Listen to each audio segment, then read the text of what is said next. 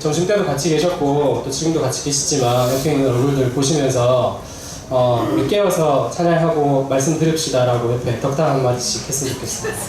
네, 깨어서 말씀 듣고 찬양합시다.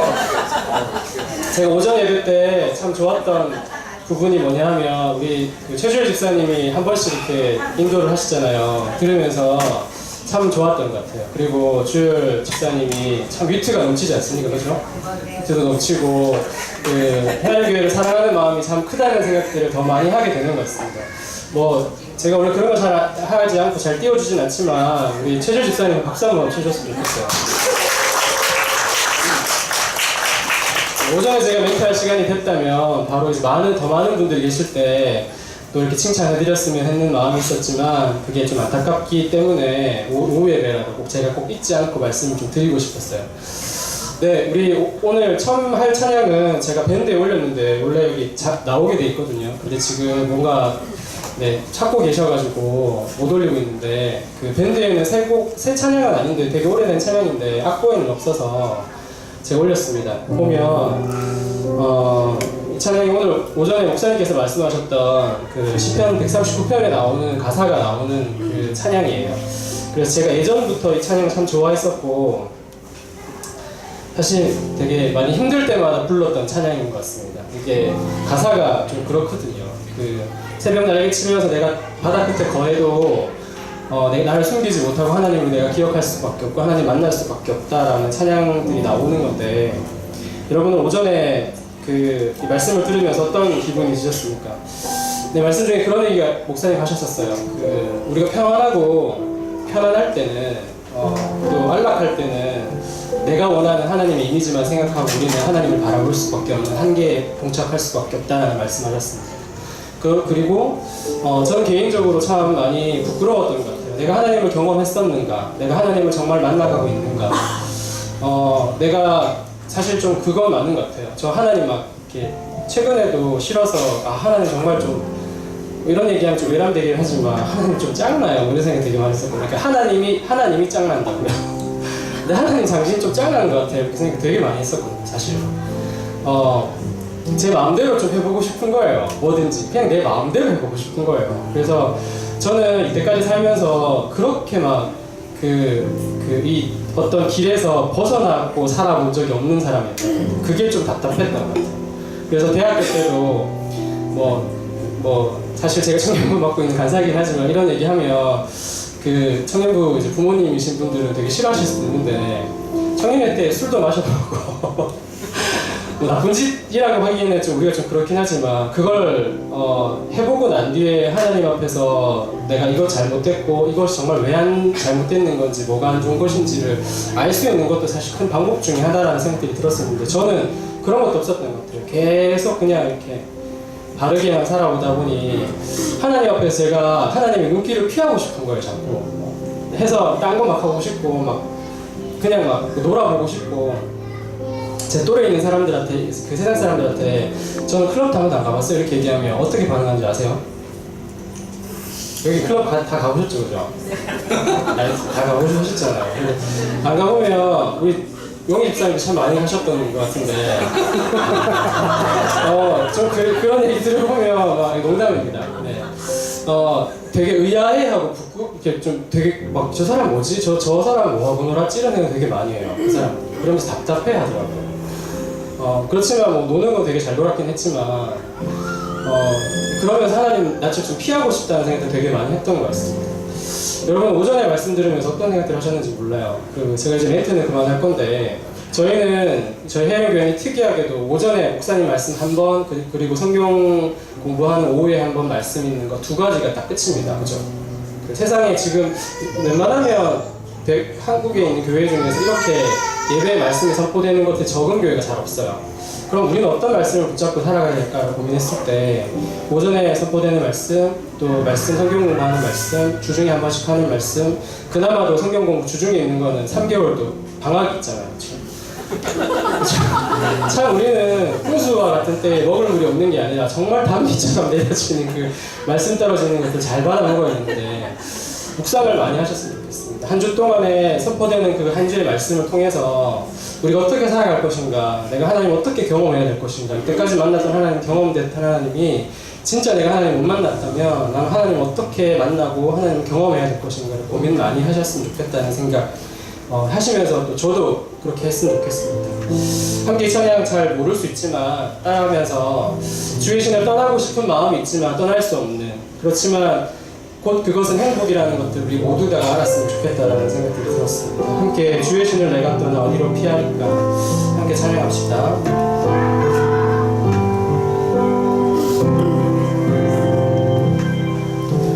주의 신 내가 떠나 어디로 피하리까. 주는 모든 것 아시오니 어디로 다니리까.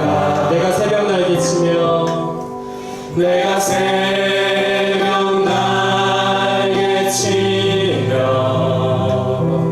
저 바다 끝에 거해도 어둠도 숨기지 못하리라. 주님의 손이 날 인도. 한 번만 더 합시다. 주의 신을 내가 주의 신 내가 떠나 어디로 피하리까. 어디로 피하리까. 주는 모든 것 아시오니 주는 모든 것 아시오니 어디로 다니까. 내가 새벽 날개치며 내가 새벽 날개치며 저 바다 끝에 거해도 어둠도 숨기지 못하리라. 주님의 손이 날 인도해. 주님은 내 모든 것을 주님은 내 모든 것을 지으신 분이시니 주님의 위대하심을 내가 고백하리라. 주의 신을 내가 떠나 어디로 피하리까. 주는 모든 것 아시오니 어디로 다니까. 내가 새벽 날개치며 저 바다 끝에 새벽 날개치며 저 바다 끝에 거해도 어둠도 숨기지 못하리라. 주님의 손이 날 인도해. 다 이렇게 기도했으면 좋겠습니다. 가능하다면 옆에 계신 분들 손을 좀 붙잡고 중보했으면 좋겠어요. 오늘 오전에 말씀드렸던 것처럼 내가 하나님을 뭐 기쁜 상황이든 지금 힘든 상황이든 하나님의 손을 붙잡고 갈 수 있었으면 좋겠습니다. 나 말고 내 옆에 있는 우리 헤아림 교회 지체들이 함께 지금 예배를 드리지 않지만 오전에 참석했고 또 헤아림 교회라는 멤버들이 다 있는 분들이라면 주님을 낯을 피해서 도망가고 바위 뒤에 숨고 싶은 마음이 있더라도 어쩔 수 없이 우리는 하나님의 손에 붙들려 살 수밖에 없는 존재임을 기억하고 결국에는 하나님을 선택하고 하나님과 동행하는 것들이 기뻐하고 하나님과 공유하는 것들에 대한 행복감을 느낄 수 있는 그 형제 자매들이 될 수 있도록 해달라고 우리 옆에 계시는 분들, 그 다음에 헤아림 전체에 있는 지체들을 기억하면서 중보했으면 좋겠습니다. 기도합시다. 하나님 아버지 도와주십시오. 주의 은혜가 우리 헤아림 교회 가운데 가득히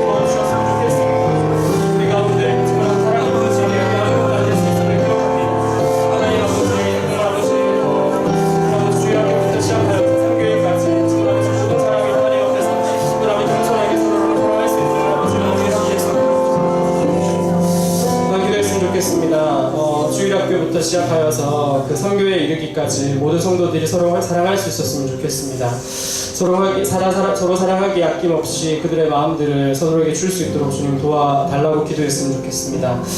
예언하고 방언하고 하는 모든 것들이 있더라도 사랑하는 마음이 없으면 아무것도 없는 것처럼, 그 모든 것들이 없다 하더라도 서로 사랑하는 마음이 예수 그리스도께서 우리를 사랑하셨던 것처럼 그런 마음이 있다면 그것이 우리 하나님교회의 자랑이 되었으면 좋겠다라는 생각이 듭니다. 누구 할 것 없이, 소외된 자 없이 모두 다 사랑할 수 있도록 해달라고, 사랑할 수 있는 마음이 허락될 수 있도록 해달라고, 하나님 우리에게 사랑을 할 수 있는 마음을 허락해달라고 기도했으면 좋겠습니다. 다시 한번 간절하게 기도했으면 좋겠습니다. 기도합시다. 하나님, 우리 교회 사랑하는 해를 교회 가운데 사랑이 넘칠 수 있도록 주님 도와주십시오. 해를 교회 가운데 하나님의 은혜가 바람에 찬란을 할 수 있도록 주님 도와주십시오.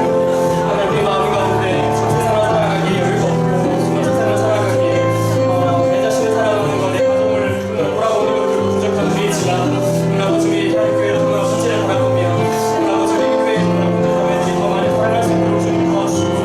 우리 아버지 어린 주일 학교부터 시작해서 우리 아버지 성교에 이르기까지 나이와 정말 아버지 그리고 학원과 정말 학력과 정말 지금 하는 직원과 우리 아버지 연구소와 주의 은혜의 차이 없이 서로 사랑하기에 정말 해주실 수 있도록 주님 도와주시고, 우리 하나님 교회가 하나님 앞에서 정말 사랑하는 것을 가장 잘하는 우리 아버지 공동체가 될 수 있도록, 그런 교회가 될 수 있도록 하나님 앞에 앞으로 나갈 수 있도록 주님 도와주셨으면 좋겠습니다.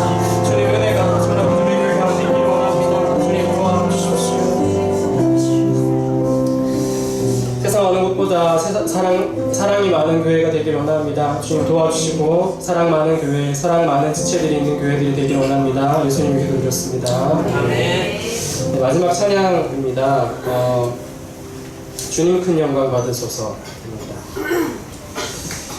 네, 우리 찬양하고 난 뒤에 기도할 것들이 한 가지가 있는데, 성전 이렇게 교회 건축하는 것을 위해서 기도할 겁니다. 할 때 우리의 마음이 하나님께 영광되는 그런 교회 될 수 있도록 기도하고, 하나님의 이름만 높여줄 수 있는 그런 교회가 되는 마음으로, 되기를 바라는 마음으로 우리 교회 건축하고 있잖아요. 그런 마음으로 우리 찬양을 부를 때 가슴에서 뜨거움이 나와서 여러분 간절함으로, 그럼으로 인해서 여러분들 우리의 마음들이 또 따뜻해지고 또 거룩해지고 놀라워졌으면 좋겠다, 그런 기대가 있었으면 좋겠다 라는 생각들이 듭니다. 함께 기도하는 마음으로 뜨겁게 불렀으면 좋겠습니다. 주님 큰 영광 받으소서.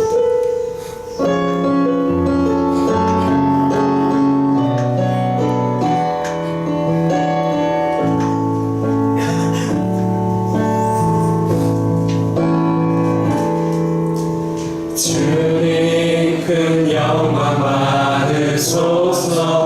홀로 찬양 받으소서. 홀로 찬양 받으소서. 모든 이름 위에 뛰어난 그 이름, 온 땅과 하늘이 다 찬양해. 겸손하게 우리 무릎 꿇고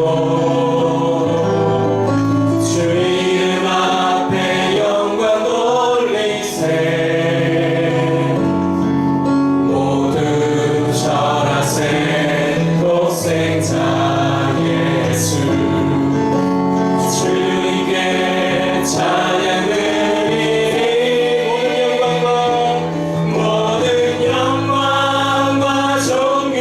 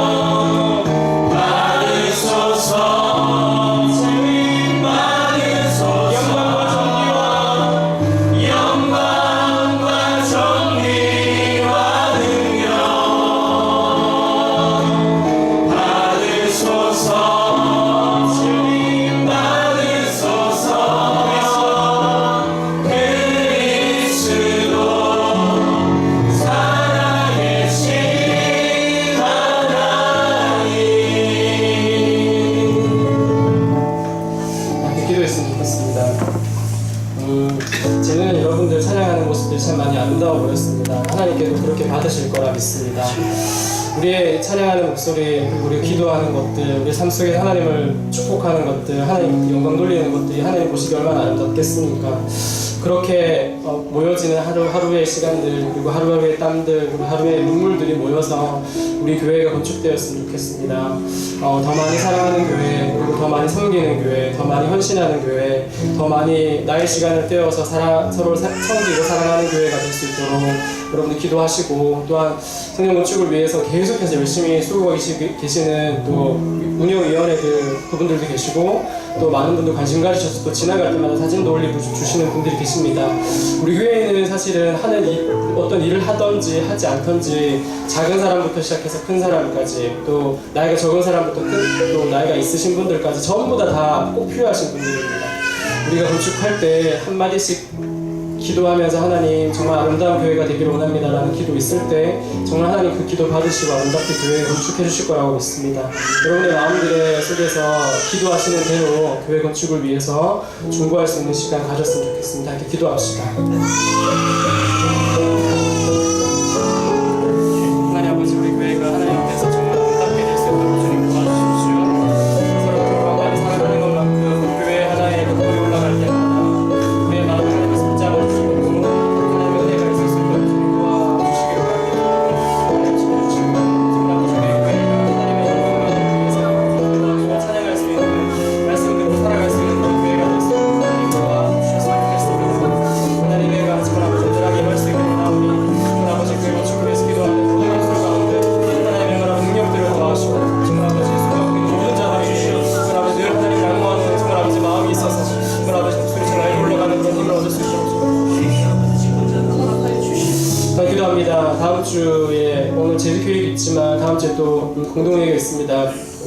이제 직원이라고 하는 이름으로 이름이 올라가 있고 또 이제 선출해야 되는데 사실 참 여러 가지 생각들이 드는 것 같습니다. 우리 교회에 참 많은 이렇게 많이 이렇게 있어도 되는 건가, 또 부족한 자들도 스스로도 그렇게 생각하실 분도 있지만 하나님의 이름으로 올라와 있는 자들이 정말 자기의 성격이나 성향이나 뭐 이런 것들 생각하지 말고 하나님의 부르심에 예스라고 대답하고 즐겁게 섬길 수 있는 사람들이 될 수 있도록 그 올라가 계신 분들을 위해서 기도해 주시고, 또 많은 분들이 참여하셔서 이 교회 일꾼들을 선출하는 것들을 투표했으면 좋겠습니다. 그날은 그 어떤 때보다 역대급으로 참석하셔서 투표하시고 기분 좋게 이 시간들을 맞이하고 서로 축복할 수 있는 시간이 되었으면 하는 마음이 듭니다. 공동의회를 위해서 다시 한 번 더 기도했으면 좋겠습니다. 기도합시다.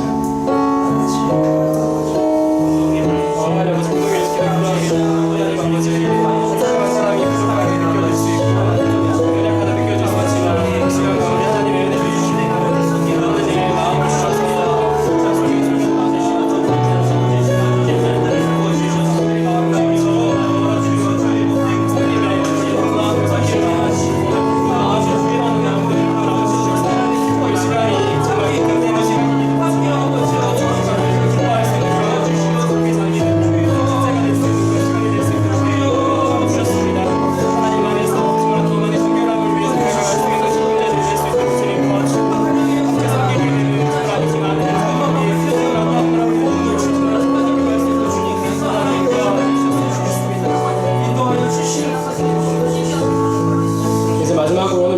김수환 전사님 위해서 기도 한번 하시고 또 전사님 나오셔서 말씀 전하시도록 하겠습니다.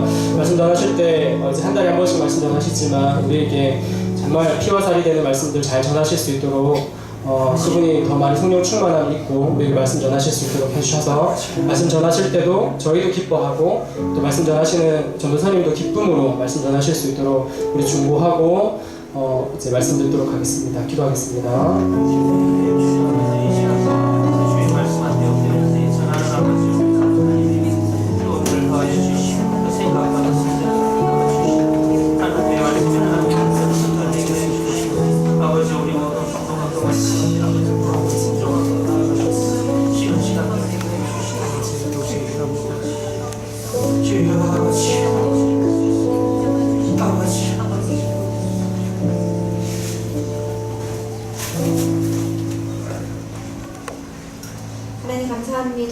오늘도 거룩한 주의 백성으로 교회의 일원이 되게 하시고 또한 이 시간 다시 모여 말씀을 듣게 하시니 감사를 드립니다.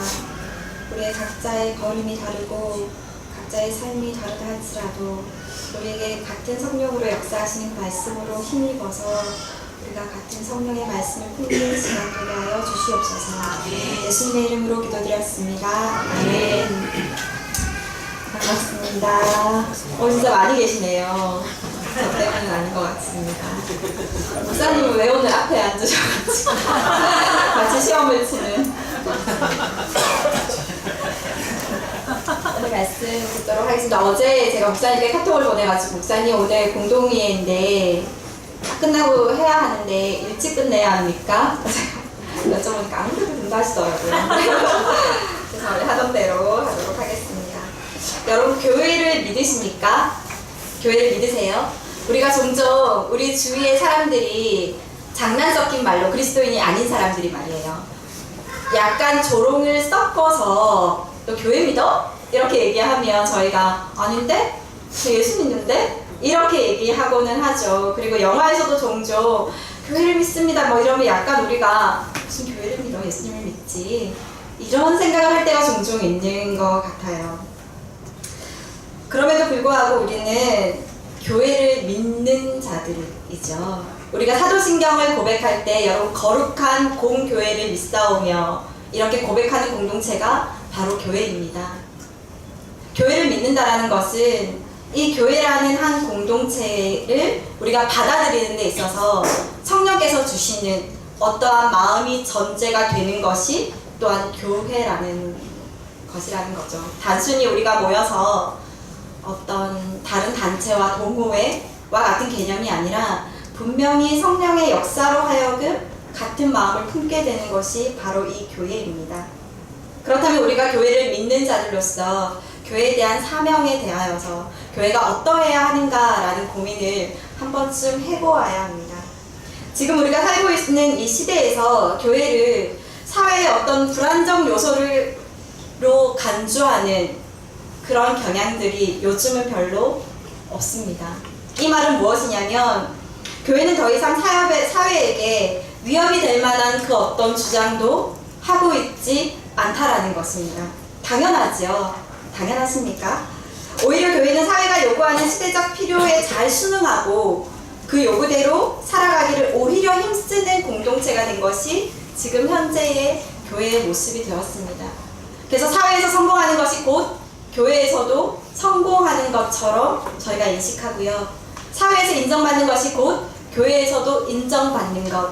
그렇기 때문에 교회는 끊임없이 사회에 인정받는 그 누군가가 되기 위하여서 오는 그런 공동체가 때로는 되기도 합니다.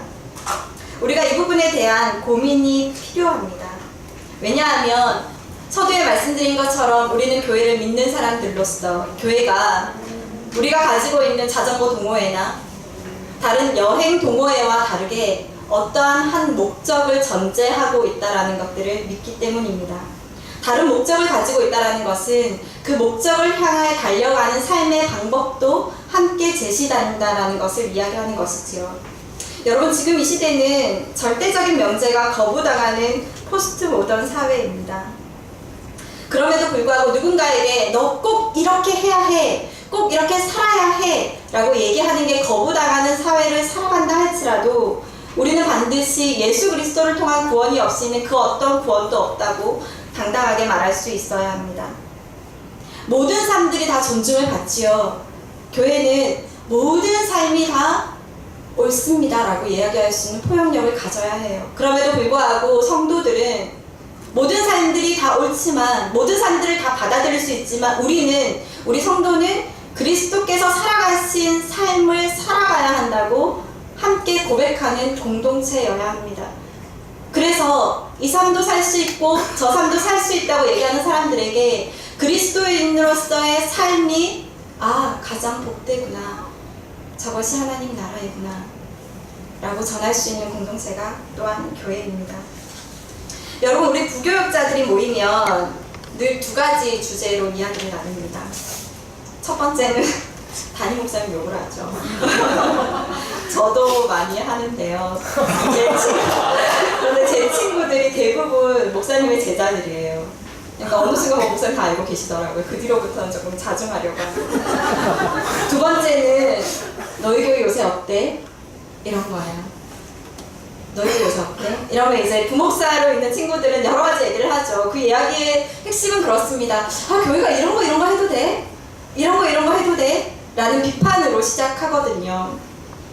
얼마 전에도 한 친구 목사와 이런저런 이야기를 나누었습니다. 그 친구 역시 부교육자 생활을 하면서 이제는 담임 목회, 홀로 하는 목회를 생각하고 있는 시점입니다. 저희들도. 그러면 나는 이런 목회를 하고 싶은데, 그리고 그냥 부목사로 있어도 좋은데 지금 있는 교회가 하는 여러 가지 프로그램에 대하여서 회의적이죠.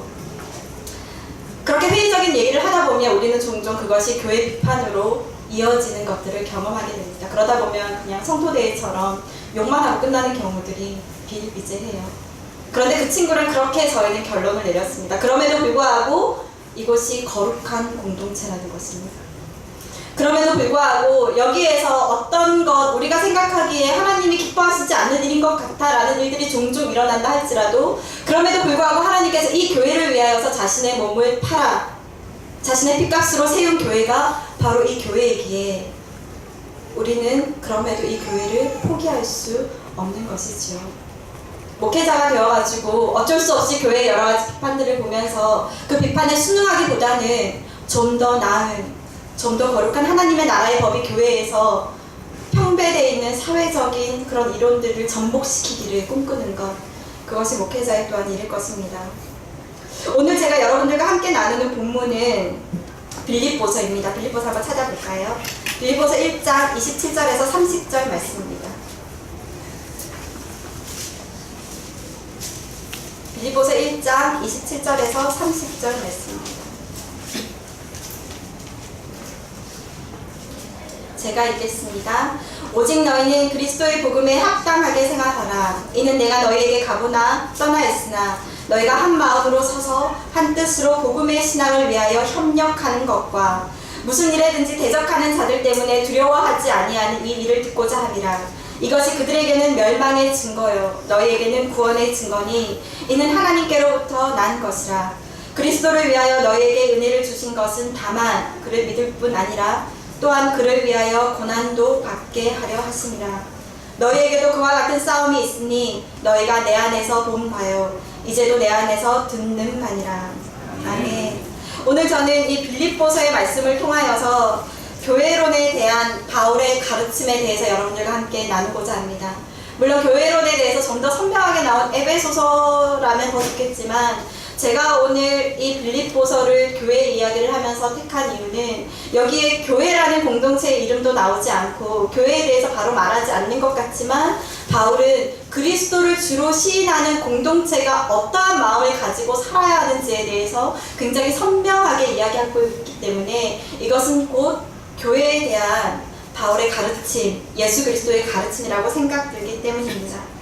빌립보서는 옥중서신으로 분류됩니다. 옥중서신으로 분류되는 이 성경의 별명이 하나 있는데요. 그것은 바로 기쁨의 서신입니다. 기쁨이라는 단어가 많이 나오기 때문에 그러합니다. 참 역설적이지요. 옥중서신인데 기쁨의 서신이래요. 옥에 있다라는 게 즐겁다는 건지, 혹은 내가 기쁘게 여기는 그 일로 옥에 가게 되었다라는 건지 여러분들이 생각하시면 될 것 같아요. 이 빌립보 교회는 사도행전 16장에서 그 설립 배경이 아주 잘 드러나고 있습니다. 누가는 이 빌립보가 세운 배경을 굉장히 드라마틱하게 잘 기록하고 있죠. 바울이 환상을 통하여서 마게도니아로 건너가게 되고 거기서 빌립보 첫 성 로마의 식민지에 도착하게 됩니다. 그곳에서는 하나님 앞에 기도할 처소도 없는, 회당도 하나 존재하지 않는 낯선 땅이었어요. 그곳에서 가장 먼저 회심한 사람이 바로 자색옥강 장수 루디아였습니다. 루디아의 이야기와 또한 빌립보에서 왜 바울이 그곳에서 감옥에 가게 되었는지도 사도행전 16장에 아주 잘 나타나 있습니다. 그럼 이 빌립보라는 도시에 대해서 성경에 나오지 않는 정보를 저희가 한번 살펴볼게요. 이 빌립보는 기원전 350년쯤에 마게도니아의 필립 2세에 의해서 세워졌습니다. 그래서 필립이라는 이름을 따서 빌립보라는 이름으로 도시가 되었습니다. 그리고 기원전 한 168년경에 로마가 페르시아에 승리하면서 자신이 로마가 가지고 있는 마게도니아의 네 개의 성 중에 첫 번째로 로마의 영토, 로마의 식민지가 된 성입니다. 이 빌립보는 기원전 42년의 빌립보 전투와 또한 31년에 있었던 악티움 전투로 인해서 유명해진 도시입니다. 이제 더 이상 로마가 공화정이 아니라 로마의 오랜 내전을 거쳐서 이제 로마 제국이 되는 순간이거든요. 이 악티움 전투에서 승리한 옥타비안이 스스로를 아우구스투스로 명하면서 이 빌립보를 다시금 재건합니다. 그러면서 옥타비안이 어떻게 했냐면 그 악티움 전투에서 자신을 위해 싸운 군사들에게 이 빌립보라는 도시를 하사하게 되는 거죠. 너희들 여기서 살아, 성물이야, 이렇게 한 거예요. 그러니까 한 500여 명의 군사들이 이 빌립보에 거주하면서 살아가게 돼요. 여기는 식민지였음에도 불구하고 로마에 공을 세운 군사들이 살아가는 도시, 그리고 속국에서는 제공되지 않은 로마의 시민권을 소유한 도시, 다른 데서는 할 수 없는 땅을 사고 팔 수 있고 자신의 이름으로 등기할 수 있는 그런 권리까지 가질 수 있는 도시가 바로 빌립보였습니다. 빌립보였지만 로마보다 더 로마스러운 도시가 이 빌립보였다는 것입니다. 그런 사람들에게 복음이 들어갔다는 게 조금 여러분 의아하시지 않습니까? 그렇다면 빌립보에 사는 대부분의 사람들이 어떤 사람들이었어요? 로마의 승리를 굉장히 기뻐했던 사람들이었어요. 왜요? 우리 아버지가 싸웠어. 우리 할아버지가 여기서 싸워서 이 땅이 로마의 땅이 된 거야. 황제가 우리에게 준 땅이야 라고 얘기하는 거죠. 예전 어른들이 집에서 왜 나라에서 준 뭐런 금배지 같은 거 하나 있으면 굉장히 자랑스럽게 벽에 붙여놓고 이렇게 하셨잖아요. 그러니까 이 빌립보도 로마의 승리로 도취된 사람들이었고 로마의 승리를 기뻐한 사람들이었고 로마가 착취해서 얻은 전쟁으로 승리한 그 부속물을 자신의 영광으로 누리고 자신의 삶의 기본, 바탕으로 누리며 살았던 사람들이 바로 빌립보 사람들이었다는 것입니다. 그런데 그러한 자신의 황제의 승리로 얻은 그 로마 제국의 황제에 의해서 죽임을 당한 예수 그리스도, 아무 힘이 없는 그 예수 그리스도가 주인입니다. 여러분들이 믿고 있는 당신의 신이 신이 아닙니다. 당신의 복음이 복음이 아닙니다. 진정한 복음은 예수 그리스도께서 죽은 것입니다. 라고 이야기했는데 어떻게 그것이 그들에게도 좋은 소식이 되었을까요? 저는 그 부분이 정말 이해할 수 없었어요. 저 사람들이 뿌리 깊게 저 가슴 속 깊이 그들이 가졌던 정체성을 전복시키는 것이었거든요. 승리가 이것이 승리인 줄 알았는데 그들의 승리로 인해 죽임당한 예수 그리스도로서의 좋은 소식을 전할 때 그들은 변화되었습니다. 빌립보인들이 회심하는 그리스도를 주님이라고 고백하는 것은 단순한 개인의 신앙의 고백을 넘어서는 것이었습니다. 그것은 제국을 전복시키는 일에 가담하는 행동으로 간주될 수 있었습니다. 예수님이 그 죄로 죽으셨던 것처럼 말입니다. 바울이 옥에 갇힌 뒤 그들과 함께 할 수 없는 현실이 빌립보 교인들에게 두려움이 된 것도 이 같은 이유에서였습니다. 바울 선생님이 우리와 함께 하면서 끊임없이 너희들의 주인이 로마의 황제가 아니라 예수 그리스도셔. 너희 로마의 법을 따라 사는 것이 아니라 하나님 나라의 법을 따라 살아가야 해 라고 우리를 북돋워주던 그 선생님이 어느 날 또 감옥에 갇혔다는 소식이 그들에게 들려진 것입니다. 그들은 두려워했습니다. 왜냐하면 그들은 그들의 사회적 지위를 유지하기 위해서 로마 제국의 통치, 이데올로기와 연관된 공적인 제의에 여전히 참여해야 할 것인지 아니면 사회적 포섭을 거절하고 그 사회가 주는 불이익, 사회적 억압을 감수해야 하는지 고민되었기 때문입니다. 이 말을 다른 말을 바꾸면 우리도 바울처럼 살아서 감옥에 갈 수밖에 없는 상황이 왔는데 그렇게 살아야 할지 아니면 대충 감추면서 살아야 할지 고민스러웠다는 것입니다. 둘 다 하면 되잖아요. 대충 감추기도 하면서 대충 그렇다고 얘기도 하면서 실제로 그런 사람들은 역사 가운데 끊임없이 존재합니다. 16세기에도 니고데모 당이 있었거든요. 칼빈이 그 숨겨진 니고데모 당에게 단호하게 얘기하거든요. 너희들의 믿음이 가짜다. 요한복음 3장에 나오는 그 밤에 찾아온 니고데모의 이름을 빌려서 니고데모도 그렇게 했잖아요. 우리도 요 시대만 조금 지나갈게요. 요 시대만 조금 지냈다가 언젠가 우리가 뭐 떳떳하게 얘기할 날이 있지 않겠습니까? 그때 되면 제가 떳떳하게 얘기하겠습니다. 그런 사람들이죠. 그렇지만 칼빈은 그들에게 니고데모가 그렇게 살지 않았다고 단호하게 얘기합니다. 성경에서는 지난번에 말씀드린 것처럼 니고데모가 마지막에 예수님의 장례를 치르면서 그리고 그가 밤에 찾아왔지만 결국은 낮에 예수님의 이름을 증언하면서 그가 어떻게 변화되었는지, 하나님을 믿는다라는 것이 우리의 지나친 삶을 그대로 두는 것이 아니라는 것을 성경에서 끊임없이 얘기하고, 또한 칼빈은 그렇게 이야기하고 있습니다. 그런 교인들에게 바울이 편지를 썼습니다. 오늘 여러분들과 함께 읽은 본문은 바울 자신이 자신의 개인적인 일들을 서두에 잘 기록해 두었습니다. 자신이 감옥에서 어떤 마음으로 있는지, 자신이 그리고도 또 어떻게 살아갈지 결정한 것들에 대하여서 잘 서술되어져 있습니다. 오늘 본문은 바울이 자신의 일들을 이야기하는 마지막의 결론이기도 합니다. 그리고 또 더불어서 빌립보 교인들에게 이렇게 사세요 라고 권면하는 서론이기도 합니다.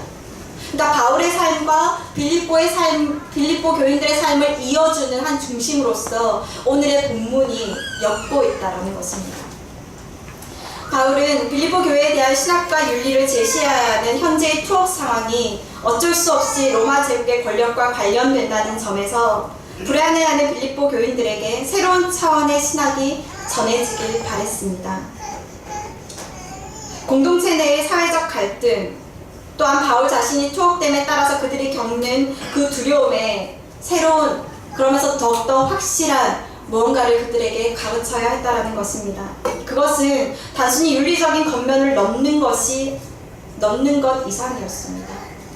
단순히 신앙, 복음에 대해서 증언하는 것 이상이었습니다. 그것은 그들의 윤리적인 겉면을 넘어서 식민지에 강요되는 로마 제국의 이데올로기, 황제를 섬기는 황제의 제국 신학, 그리고 그 사회에 더 높은 지위를 경쟁적으로 추구하는 문화적 관습을 변혁시킬 수 있는 것이어야 했습니다. 저희가 당시에 로마의 그런 분위기, 로마 시민들, 빌립보 교인들이 가지고 있었던, 그들이 공유했던 문화를 함께 보는 것은 바울이 그 문화를 염두에 두고 그 문화에 젖어있는 성도들에게 이야기하고 있는 것이기 때문입니다. 당시 그들의 사상을 그래서 한번 살펴볼 필요가 있습니다. 당시 그들을 이끌었던 사상은 자기 정복의 문화였습니다. 도시국가의 공공윤리에서나 또한 귀족들의 정치 문화에 정착된 윤리적 덕목으로서 자기 정복이라는 것이 그들에게 널리 퍼져 있었습니다. 이 자기 정복의 문화는 옥타비안의 두 번의 전쟁, 빌립보 전투와 악티움 해전에서 더욱더 강화되었습니다. 왜냐하면 옥타비안에 승리하면서 그 승리의 가장 주된 이유를 뭐로 꼽았냐면 나 스스로가 자기 정복에 승리한 거야, 이렇게 얘기했거든요. 옥타비안 스스로가 자기 정복에 승리한 사람으로서 비로소 이 로마를 정복했다라는 거예요. 그러니까 사회에서 어떤 영향력을 갖추기 위해서는 이 자기 정복이 필수적인 요소의 문화가 된 것이지요. 자기 정복이 곧 세계 정복의 기초라는 생각을 문화적으로 정착시킨 것이 옥타비안입니다. 이런 시대적 흐름에 발맞춰서 유대교 역시 황제 숭배는 반대하면서도 로마의 자기 정복 윤리를 간접적으로 지지하고 있었어요.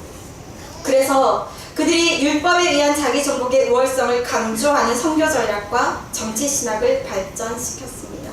이런 유대교의 문화와 또한 로마에서 가지고 있는 그 자기 정복의 문화는 그곳 성도들에게도 널리 퍼져 있는 것입니다. 이것을 우리 현대적인 언어로 바꿔볼까요? 얼마나 신사적이면 좋을까요? 얼마나 겸손하게 스스로를 제어할 수 있는 분이십니까? 우리 현대에서 좋은 사람의 덕목, 좋은 언어로 다른 사람들을 배려할 줄 알며 자신의 이성에 의해서 감정을 조금 누를 줄 아는 사람, 그런 사람이 공동체에서 리더가 많이 되죠. 사실 감정을 제어하지 못하거나 다른 사람을 배려하지 않거나 자신의 감정을 마구마구 드러내는 사람들을 우리가 리더로 잘 세우지 않잖아요. 사회가 요구하는 것도 어쩌면 로마 시대에서 요구했던 그 자기 정복의 덕목을 지금 이 사회에서도 여전히 유지하고 있어요. 그런데 문제는 이것입니다. 그들의 자기 정복, 그것이 이 자기 절제의 미덕이 어떤 마음에서 행해졌는가 하는 것입니다. 로마서에서 보면 바울이 자기 안에 내적 전쟁과 싸우는 이야기가 나와져 있거든요. 이 빌립보서는 한 63년경을 저작 시기로 보고 있어요. 그리고 67년경에 바울이 죽었습니다. 그리고 로마서를 저작한 시기가 한 40년대, 50년대 초 이렇게까지 잡으면 로마서에서 바울이 그 당시에 로마에 팽배했던 그 자기 정복의 문화를 가지고 우리가 어떻게 자기 죄와 싸워야 하는지에 대해서 로마서에 굉장히 잘 기록되어져 있어요. 그래서 많은 사람들이 바울의 저작을 보고 바울도 지금 자기 정복의 이야기를 하는 것이 아니냐, 신앙은 어쩌면 이러한 자기 정복, 자신의 마음을 억누르고 어떤 초월한 선을 향하여서 가는 것이 바로 신앙이 아니냐라고 이야기한다라는 것이에요. 그런데 바울은 오늘 빌립보서에서 자기 정복을 넘어선 이야기를 하고 있습니다. 그것이 무엇입니까? 오늘 본문을 한번 볼게요. 오늘 읽은 본문 1장 27절에서 바울은 그리스도인의 하나의 필수적인 것, 그리스도인으로서 살아가기 필수적인 것으로 단 한 가지, 복음에 합당하게 생활하라 라고 이야기합니다. 복음에 합당한 생활. 여러분, 이 말을 로마에서 써도 전혀 거리감이 없는 문장입니다. 왜냐하면 로마에서도 복음이요 했거든요. 황제가 승리할 때, 황제가 태어날 때, 황제가 왕위에 등극하는 등극날, 그럴 때 골목 곳곳에서 복음이요, 복음이요 라는 소리가 외쳐졌습니다. 그런데 지금 바울은 그들이 쓰는 단어를 그대로 가지고 와서 복음에 합당하게 생활하라 라고 얘기하는 거예요. 이 생활하라는 이 단어를 이 신약에서는 딱 2번만 쓰여졌어요. 바울의 다른 저작에서 이 생활하는 단어를, 이 단어를 쓰지 않습니다. 이 단어는 다른 데서는 다 페리파테인이라는 단어를 사용하는데 여기에서는 폴리투 에스테라는 단어를 사용합니다. 이것은 폴리스에서 같이 합성어로 이루어진 단어거든요. 그러면 그 당시의 도시민으로서의 생활, 그것은 무엇을 말하는 것입니까? 로마 시대의 로마 시민으로서의 생활은 단순히 그 시민이 만약에 대구라면 대구시 안에 공간적으로 함께 있는 자들을 의미하지 않습니다. 그 당시에 시민이라는 것은 장소를 넘어서 최고의 선의 목적에 도달케 할 일종의 공동체, 협동체로서의 시민이었습니다. 그러니까 로마는 자기들 나름대로의 로마의 우월성을 강조하기 시작한 거예요. 너희들이 로마의 시민이 된 것이 단순히 시민을 넘어선 거야. 이 로마가 온 제국, 온 나라를 통합하는 하나의 제국으로서 우리는 그 우월한 선으로 가는 길이야. 그리고 로마 시민으로 가진 그 특권이 얼마나 대단했겠습니까? 그런데 바울은 그들이 사용하는 단어를 그대로 가지고 옴을 통하여서 복음에 합당한 생활을 하라. 하늘 시민으로서, 천국 시민으로서 하나님께서 우리에게 알려주신 그 목적에 도달하기 위해서 그것을 힘쓰라는 거예요. 로마 시민으로 인해 로마에서 얘기하는 그 복음에 함몰되지 말고 그들을 전복시킨 예수 그리스도의 복음이 무엇인지를 깊이 생각하여서 그들의 삶대, 예수님의 삶대로 살아라 라고 이야기하고 있는 것입니다. 여기가 교회론이 가장 잘 드러난다고 생각하는 것은 이 복음에 합당한 생활을 하기 위한 공동체, 그 공동체에 대해서 바울이 이야기하고 있기 때문입니다. 우리가 복음에 합당한 생활을 할 수 있는 방법은 단 한 가지입니다. 우리 공동체가 한 마음으로 서는 것입니다. 굳게 서는 것입니다. 단결된 굳건함을 필요로 한다는 것입니다. 여기서 한 마음이 무엇입니까? 아까 로마에서 말하던 그 자기 정복, 자신의 이성을 조절하고 옆 사람을 좀 세워주면서 자기 교만한 마음을 좀 낮추면서 겸손함으로 착한 마음, 이런 것이 한 마음일까요?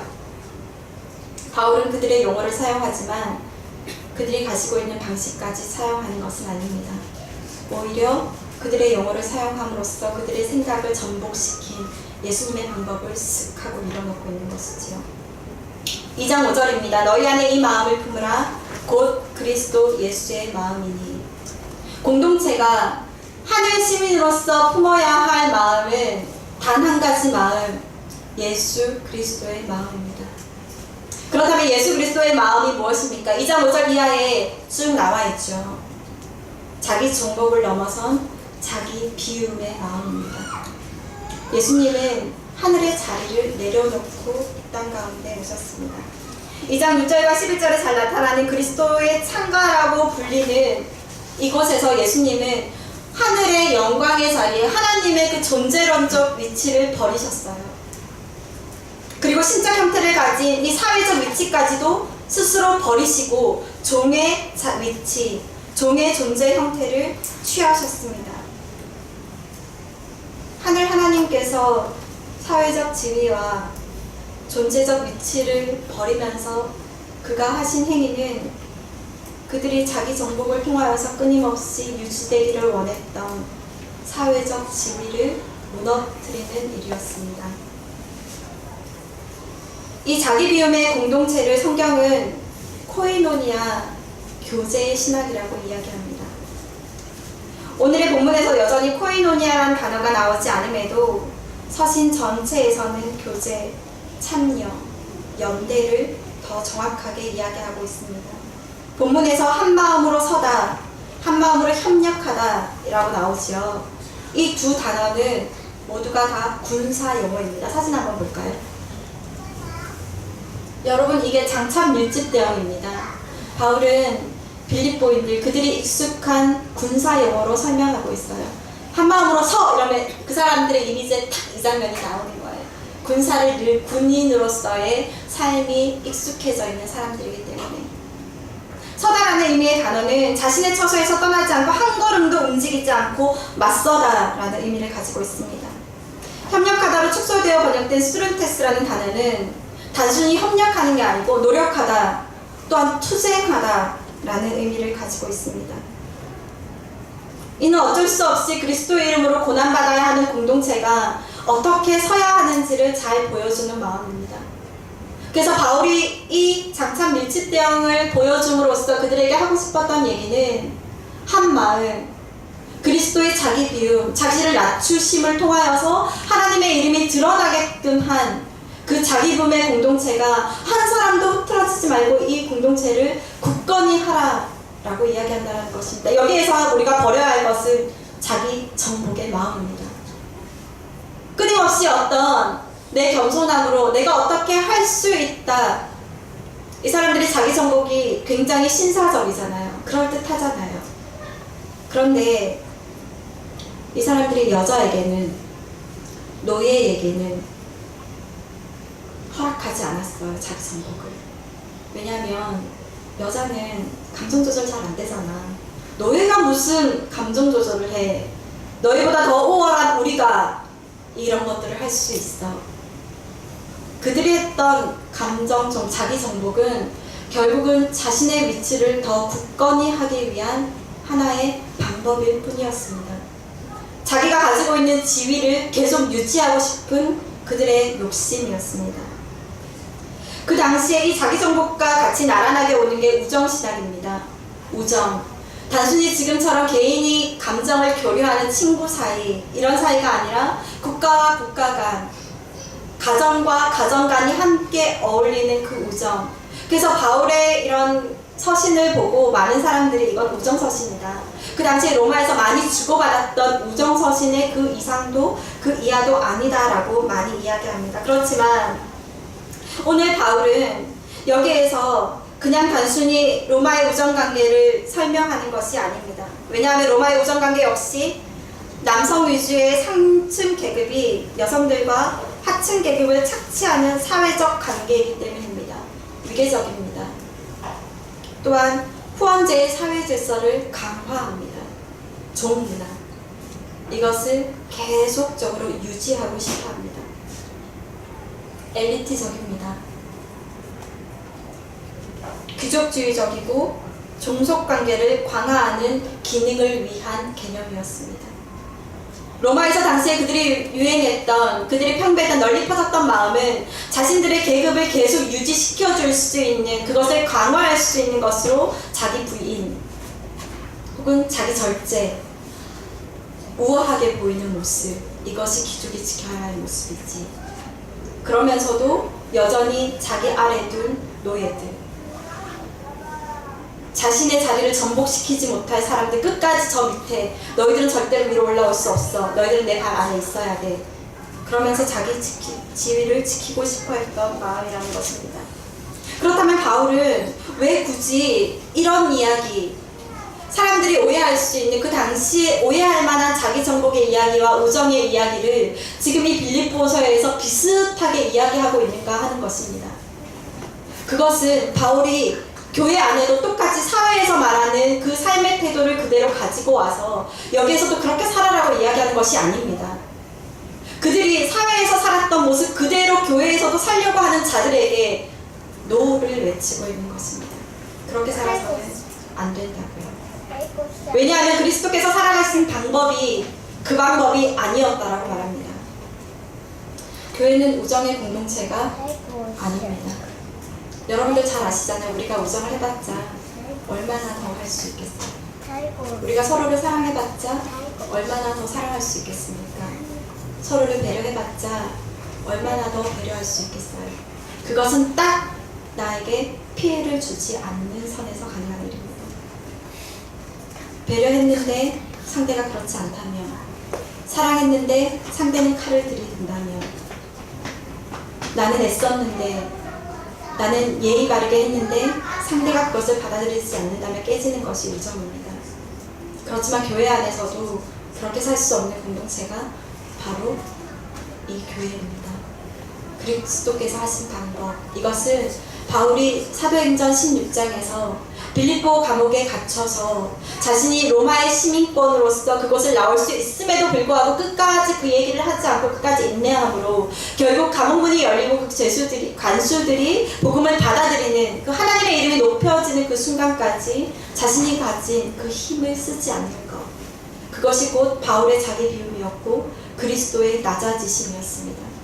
그러면서 바울은 끊임없이 그의 성도들에게 돌아설 것을 이야기하고 있습니다.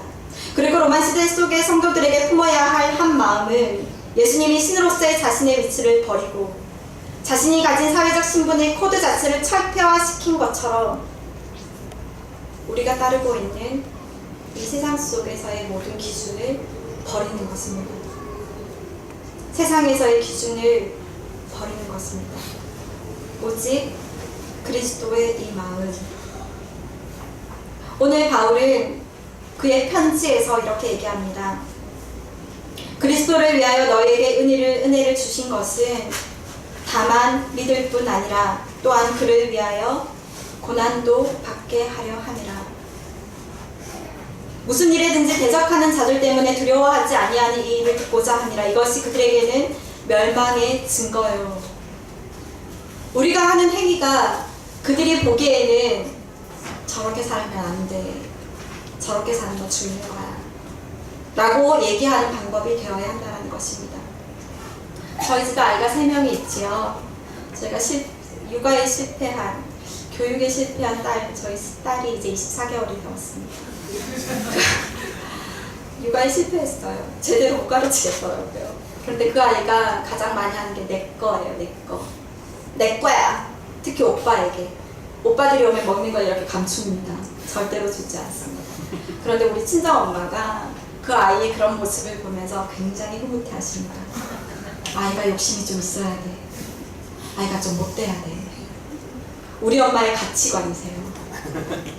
그러면서 이 세상 가운데 욕심 없는 자가 얼마나 살기 힘든지, 착한 자, 바보 같은 자가 얼마나 살기 힘든 세상인지를 이제 일장연설을 하기 시작하시죠.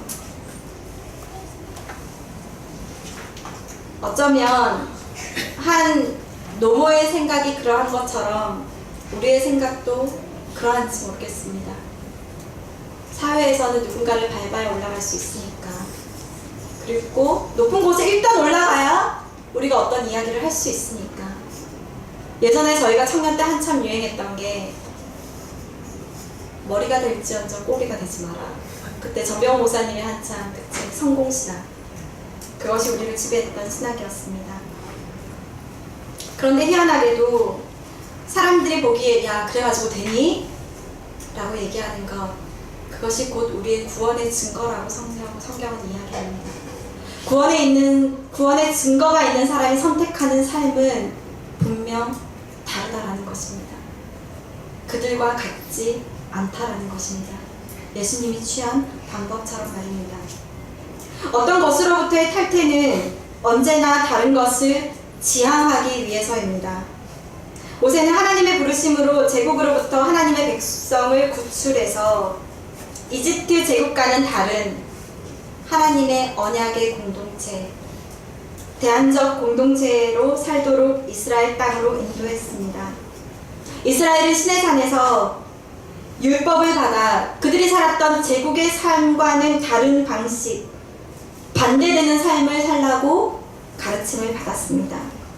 아브라함은 제국의 신들을 떠나 살아계신 하나님을 쫓았습니다. 수많은 선지자들은 너희들의 제국이 곧 무너질 거야 라고 이야기하는 것 때문에 제국에서 버림을 받았습니다. 예수님은 제국에 위해 십자가에 죽었다가 다시 살아나셨습니다. 그것이 하나님의 방법이셨습니다.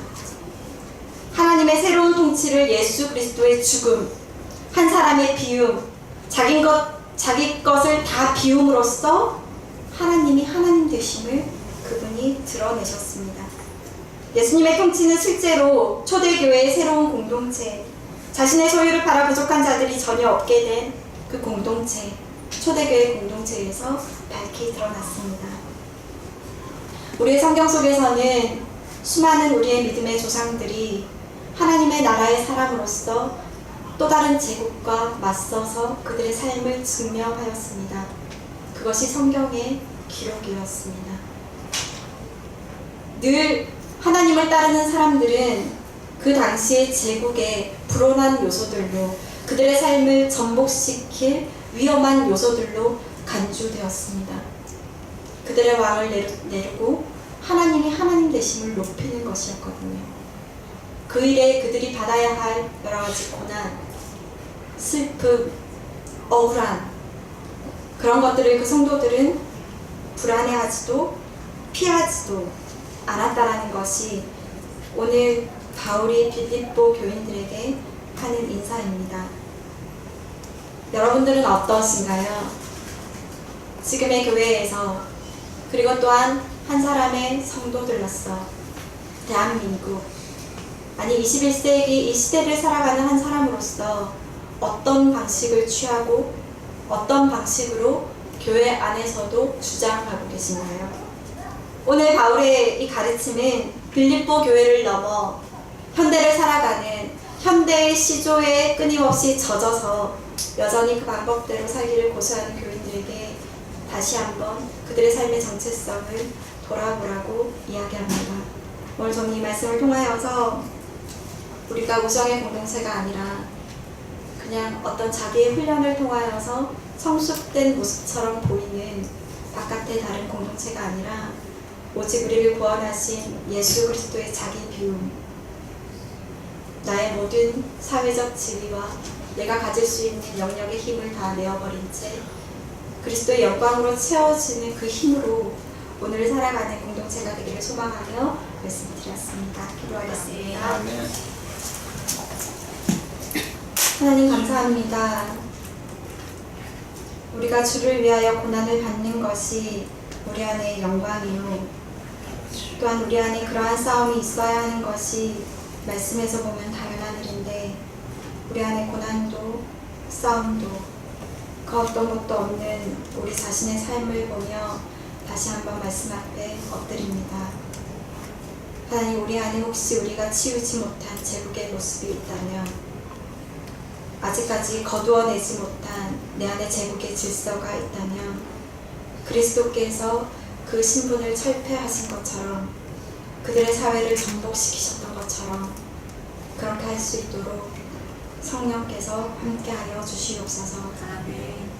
오늘의 말씀이 기억하며 우리도 빌립보 교인들처럼 바울처럼의 삶을 자랑스럽게 여길 수 있는 그런 성도들이 다 되게 하여 주시옵소서. 예수님의 이름으로 기도드렸습니다. 아멘. 하늘에 계신 우리 아버지여, 이름이 거룩히 여김을 받으시오며 나라의 임하옵시며 뜻이 하늘에서 이루어진 것 같이 땅에서도 이루어지며 오늘날 우리에게 일용할 양식을 주옵시고 우리가 우리에게 죄진 자를 사하여 준 것 같이 우리 죄를 사하여 주옵시고 우리를 시험에 들게 하지 마옵시고 다만 악에서 구하옵소서.